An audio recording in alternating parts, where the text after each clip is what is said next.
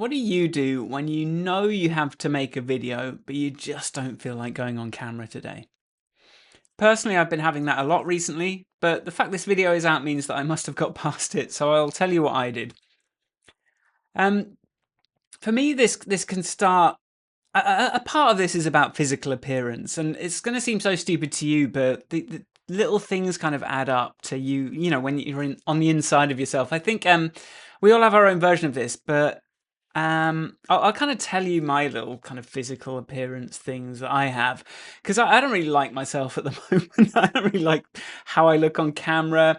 I'm not really getting enough sleep. I've been eating too many snacks and sweet things all the time, and it's just like I can see that like I'm not quite as trim as I have been in the past. And I don't like that, and it's just something I wish I had more control over. But other things, like recently I had this like weird thing around my eyes. They were all red, and like I just looked like some sort of weird eczema panda. And I was like, well, I can't record anything with this. Although, like when I actually said it to someone on a call, they were like, what are you talking about? Like, I'm not even I can't even tell. It turned out to be like this contact lens, Tesco contact lens solution. But yeah, I still like, even without that, I still have kind of red bits here and there. So I've just ended up like, I used to get Sharon to help me sometimes. She does like, she'll sort of do some makeup for me and just like smooth me out. Although I sort of felt like I always looked a bit too, almost like quite pale and featureless by the time she'd finished. Because obviously she's not going in with like then eyeliner and blusher and all that stuff. But um, I'm sort of doing this on my. I just don't want to have obvious red bits. So I ended up like getting this little kind of just green makeup stick thingy from like Savers or somewhere, and Sharon gave me this thing, so I can just put a tiny little bit on the worst bits, and that kind of like makes it look a bit better on camera. So there's a tip for all you men out there, but because we're not held to female beauty standards, so if you're a male content creator, you're probably not going to have comments full of like, "Oh, you look sick. Are you tired? Is everything okay?" Like women get if they dare to not wear makeup in public. Um, but yeah, like there's that whole appearance thing, and for me, it's like redness, like feeling a bit like I'd like to just be a kilo or two, a kilo lighter. I'd be happier. Um, but the other part of this, beyond just appearance, and also the room as well. Like, does the room look okay? I'm sure I sort of like keep tinkering with it. I'm still not super happy with the level of contrast here, but it's not just appearance, it's also that kind of prospect of getting your energy level up enough to perform on camera. And that can just feel exhausting before you even start. I think you do have to put in a lot of energy to be engaging or entertaining. So you've got to sort of like find a well of energy, and that can feel really hard as well. So when I am feeling tired at the idea of recording something, my brain just starts finding creative ways to procrastinate. I'm just looking for any excuse to put off the recording till tomorrow or next week. Like, is my throat a bit scratchy? I literally just like had a coughing fit 8 minutes into the recording, and then my eyes were kind of red. I was like, I don't want to start again, but I need to. Um, and then I'm like, oh, it'd be good if I could fade out the background with CueCam. Maybe I'll just spend the day making it so that I can add that feature in. And then it's like, oh, there's only an hour left for lunch. I can't really start now.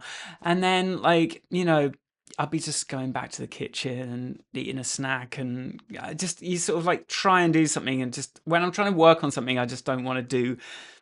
I'm just going to find any way not to do it. But I think the biggest reason I'm finding it hard to go on camera is because it's been a while since I've gone on camera.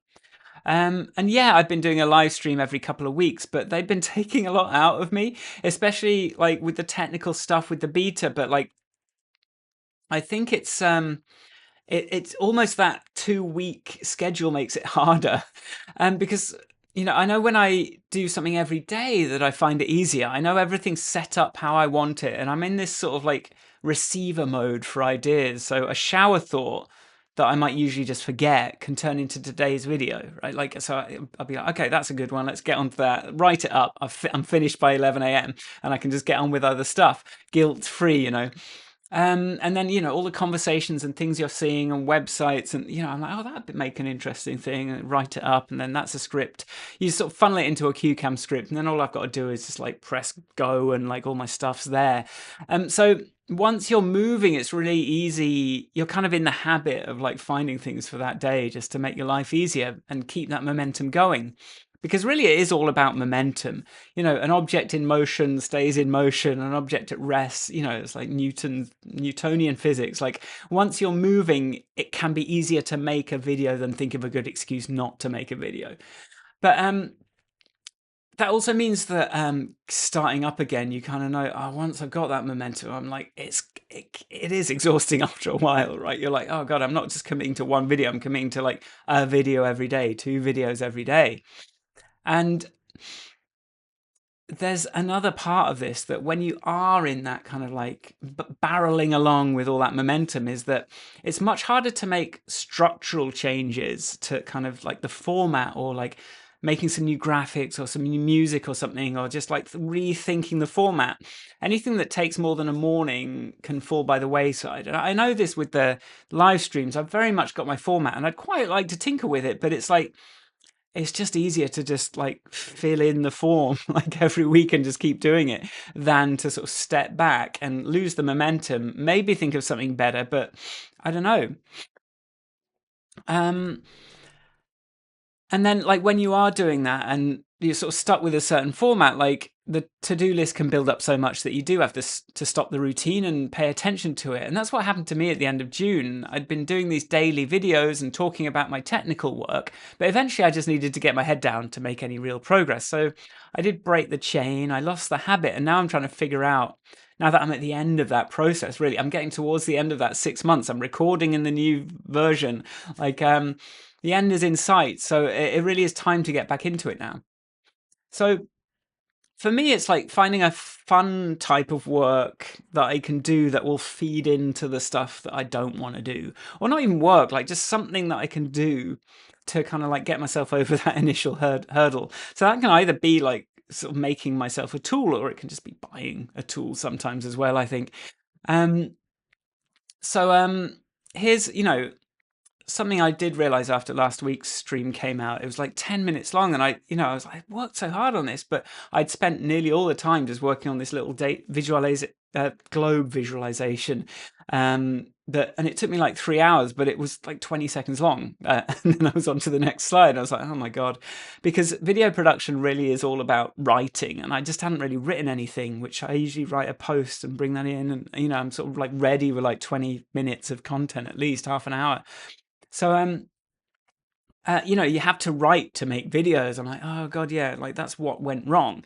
But writing is the worst, like especially when you're trying to sit down and get started.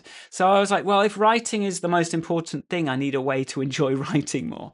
And something I discovered, like probably 10 years ago, more than that, like on a trip to New York, actually, like it was just more of a like mental health break from working at Canonical at the time. I realized that I really like writing on an iPad. I like that kind of single focus thing. And then, I mean, obviously, like writing on a touch screen is no good. So, but I thought, like, I'm going to start writing on the iPad again, but I'm going to treat myself to a little kind of iPad, keyboard folio thingy so that I can type. And then I can just like sit wherever. Like, I like sitting against the radiator in the front room, and like Harvey can like run backwards and forwards, and I can sort of see out the window. And I've found that I've actually done a lot more writing. Maybe the novelty will wear off, but like I even like wrote like 10 pages of a screenplay at the weekend that I've been thinking about for ages. But really, like that was almost procrastination from the channel content that I'm supposed to be writing. So there's always new ways to procrastinate. The other thing I want is to pay attention to the success of each video I make, because I don't tend to look at the analytics dashboards too much. It's like I think it's analytics work better when you get an email to yourself. So it's like, oh, it's in my inbox, which I'm always looking at.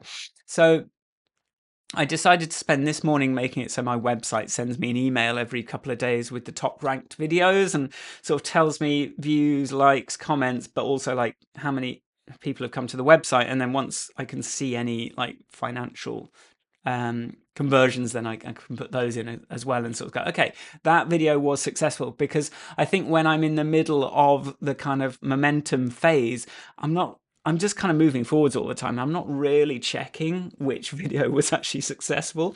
And that's really the other part of, that's how you close the loop, right? Like I needed to close the loop before I started up again. And I do like that kind of programming. So I did do that today, and it's, it's done. So I've got no choice but to get to work. And also I got this octopus jumper, which I think is quite exciting, isn't it? So here I am. I'm not going to make any big promises about like loads of videos. It's Christmas week. It's, it's the holidays a little bit. I'm not going to be working every day over the next couple of weeks. But and there's other things I want to tinker with. But I'm back, and I want to do some more stuff about the process of, like, I make a piece of software that helps you make videos, but you also need to get into that mindset. I've got a tool that I'm really good at churning out videos, but just because the tool is easy doesn't make it any easier to get over those kind of like emotional hurdles, those motivational hurdles that can stop you getting started. So I want to talk about more of this kind of thing on the channel as well. So anyway, if you like that sort of thing, let me know, like, if this resonates with you, if you'd like to see more of this kind of thing, or what else you'd like to talk about. And I'm going to be trying to talk a little bit more about what goes on behind the camera, as well as like what tool you use to produce. One of the reasons I sort of moved back was I sort of wanted to be able to have the iPad kind of here, like while I'm working, but I'm going to need like a slightly longer desk to do that. Anyway, subscribe. See you in the next one, and have a good, well, we'll try and make these videos evergreen. So I won't say season's greetings, but I will say hopefully see you in the next one. Take care. Bye.